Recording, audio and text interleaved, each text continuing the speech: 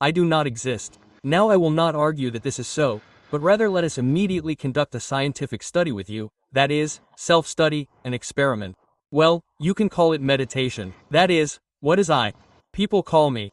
Let's call the word I the inner world. Well, to make it simpler, that is, usually it is associated with some kind of inner world. And what is the inner world? The inner world is the opposite of the outer world. See, now we get to. There is an inner world, this is me. Inside this inner world are thoughts, feelings, emotions, sensations. Well, all this movement of the mind, movement of the heart, movement of the soul, whatever you like. It is like an inner world, and it exists in relation to this inner world. Like, what is the outer world? Pictures, sounds, other people, events. Well, pictures mean images of everything in general. Let's call this a tree, yes, or what we see in the form of some object, then we call this a tree. Although, when we call this tree, it is no longer the external world, right? It is already the internal world, because the name is as if from the inside. Well, okay, we will not go into this further. And also all the people, animals, plants, insects, everything is as if the external world. And now look, where is the border between this as if internal world? What is called I, as a representation, yes, that I am a person. And where is the border between the internal and external world, between I and everything else? Here is the world as if, yes, that is, the external world. Where is this border? Look where it is, in what place. You see, somewhere, I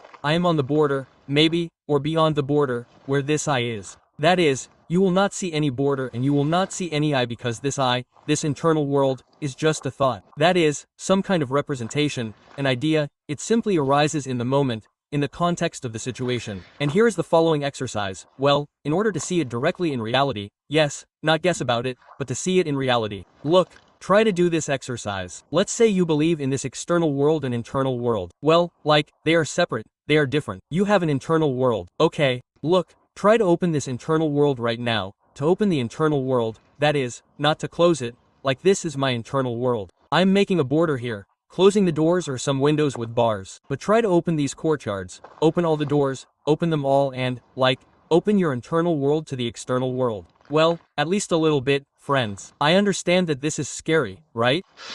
You are afraid to open up, but try it as an exercise. Just try it, and then, if anything, close yourself, well, if there is something to close yourself with, just open what you have inside, these thoughts, body sensations. There are body sensations, there are some feelings, some emotions. Here's all the content of this inner world. Try not to keep it inside, but to let it out, to show it, like, look, here are my feelings, here are my thoughts, here are my sensations. That is, you open up to the external virtual world. Do it this way. Do you see how simple it is? That is, in fact, there is no fence, no doors. All this, that inner world, you kind of pour it out, into the outer world, so-called. And where does this happen? All this happens in the mind. Such visualizations, such colorful pictures of the imagination. Well, okay, let's do it this way. And so you kind of pour out this inner world, as if emptying yourself, as if outward. Once like that and not that nothing, right? Look how it all becomes transparent. That is, the movement as if from the inside out. Here is your entire experience, personal history, thoughts, ideas, perceptions, feelings, everything you have inside this world, everything that your inner world consists of. Just open it wide and into the outside world. Pour it out, broadcast it, implement it. You can also do the movement in the opposite direction. Look, this is an exercise we will call a cocktail, yes, a mix. Although it has always been like this, but for those who have fallen asleep, let's call this exercise a cocktail. You must mix the inner world and the outer world, stir it and watch. Now watch the reverse movement. That is, now we were going from the inside out, as it were, and now we will go from the outside in. Look, the outer world that surrounds you outside, from the outside in the form of pictures, sounds, forms, events, people and all this outer world, open up to it and let it in. That is, take the outer world and let it into the inner world. That is, remove all the doors, take off all the bolts, open the gates, tear down the fences, put up all the windows, so that this external world with all the sounds, with all the pictures, with all the forms, so that the internal world can come right here inside, it turns out to fit all of this in. It works. You see, it works. Look, all this diversity, this infinite, countless number of elements, fragments, phenomena, occurrences. It all fits in the internal world, if you don't close yourself off in it, but just open yourself up to it. And it all fits in. Just imagine, the external world fits in the internal world. Because where else does this internal world happen? Where else does this external world happen, except here and now? And this border between the internal and external worlds is the same idea as the internal world itself, and the external world itself is also an idea. But in fact, look where it all is. Do you see? And when all this happens, and you live like this, you see that the inner world is the outer world, and the outer world is the inner world. And there are no boundaries between them, and it's all one. And it all fits together. The outer world fits into the inner, and the inner world fits into the outer. So what's the difference between the inner world and the outer world? Got it. That's it. And look where I am here. Well, the one with his inner world, with his stories, his problems, against someone or someone against him. You see, this is how it is from the beginning. This is how it is. We have now kind of drawn all this, visualized it all. But this is just a habit of the mind to divide one single thing into some kind of fancy constructions. Like the inner world is me, the outer world is the world, the people around me, and there is some kind of boundary between us. They don't understand me, I don't understand them. It's all very much like this. Do you understand? This is the duality. But where is it? You just forgot to look at it that way. You could before, but then you forgot. But this is how it was originally. Until these constructions appeared in the head in the form of this I, as an idea of some kind of self. And this I, it closes everything here. It creates this limited world. Well, or a prison cell, whatever, and does not let anyone in. This kind of world, it does not let itself in, it separates itself from it. It says, this is my inner world, these are my feelings, these are my thoughts, these are my sensations, this is mine. And it closes itself, as if. And what does it close with?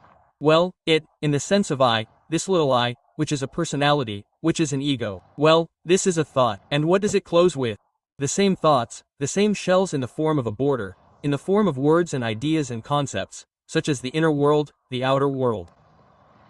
Therefore, remember the exercise that we did before, well, in the previous streams, yes, do not rush to name, do not rush to give names. And this is the same thing. It's the same thing. That is, when you call something the external world, the internal world, here it is, the division occurs. When you call it me, this is he, where does the division occur?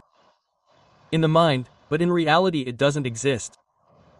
Here's a short instruction. Try this meditation, this research, and you will discover that there is no me, well, in the sense of me as an idea, in the sense of me as this little me that obscures all this whole, united and constantly flickers in the consciousness, attention to itself, to me, look at me. It's all mine, this is me.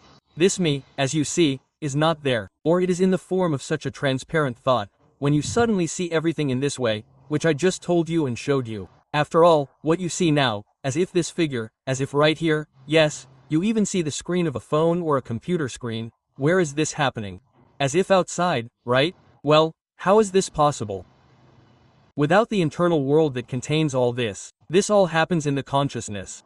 This is happening inside you. And these thoughts, feelings, emotions, where do they happen? Where is it inside? They happen right here. And you can also say something, write something, think something. It will all happen inside you. That's how it all happens. Such a manifestation, such as a movement back and forth, that is, from the inside and inward. Like inhalation. You can add breathing, yes, I'm waiting for an affirmation here. On inhalation, we draw this external world into ourselves, and on exhalation, we give our internal world out. Do you understand? We open up again on inhalation. The internal world, or rather the external world, we let in on inhalation. Welcome, you are welcome. And on exhalation, we give our internal world, thoughts, feelings and sensations to the external world. We share, we do not hide, we open up.